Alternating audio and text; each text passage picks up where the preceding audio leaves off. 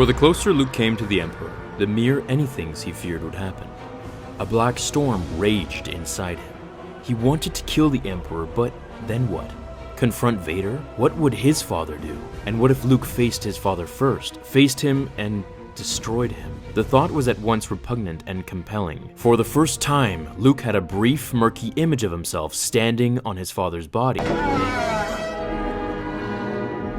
holding his father's blazing power and sitting at the Emperor's right hand. He squeezed his eyes shut against his thought, but it left a cold sweat on his brow, as if death's hand brushed him there and left its shallow imprint. The elevator door opened. Luke and Vader walked out into the throne room alone, across the unlit antechamber, up the gated stairs to stand before the throne. Father and son, side by side, both dressed in black, one masked and one exposed, beneath the gaze of the malignant Emperor. He looked at Luke's manacles, and made the slightest motion with his finger in the direction of Luke's wrist. At that, Luke's binders simply fell, clattering noisily to the floor. Free, now, to reach out for the Emperor's throat, to crush his windpipe in an instant. Yet, the Emperor seemed gentle.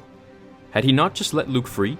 But he was devious too. Luke knew. "Do not be fooled by appearances," Ben had told him. The Emperor was unarmed. He could still strike, but wasn't aggression part of the dark side? Mustn't he avoid that at all costs? Or could he use darkness judiciously and then put it away? He stared at his free hands. He could have ended it all right there. Or could he? He had total freedom to choose what to do now, yet he could not choose.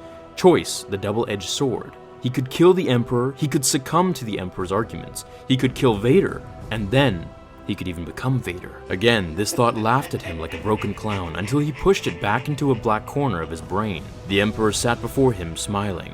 The moment was convulsive with possibilities. So, as we can see, Luke did indeed, at the very least, play with the darkest of thoughts quite a few times, but it was his allegiance to the Jedi way, to Obi-Wan and Yoda, and the true image of Anakin Skywalker that he kept alive. Here's a fun fact. Even though Lucas really wanted a bright, upbeat ending, and he fought against killing off any major characters, even Yoda for a while, during one story session with his team, Lucas pitched a really dark ending. In short, the scene with Vader and the Emperor unspools the way it does in the final film. Vader sacrifices himself to take out the Emperor, and then Luke helps Vader to take off his infamous helmet. But then, Luke puts on Vader's helmet himself. In the transcript of the story session with Lucas and Kasdan, Lucas says, Luke takes his mask off, the mask is the very last thing, and then Luke puts it on and says, "Now I am Vader. Now I will go and kill the rebel fleet, and I will rule the universe." Kasdan immediately responded, "That's what I think should happen." But Lucas didn't actually want to go that dark because he was trying to cater to kids as well.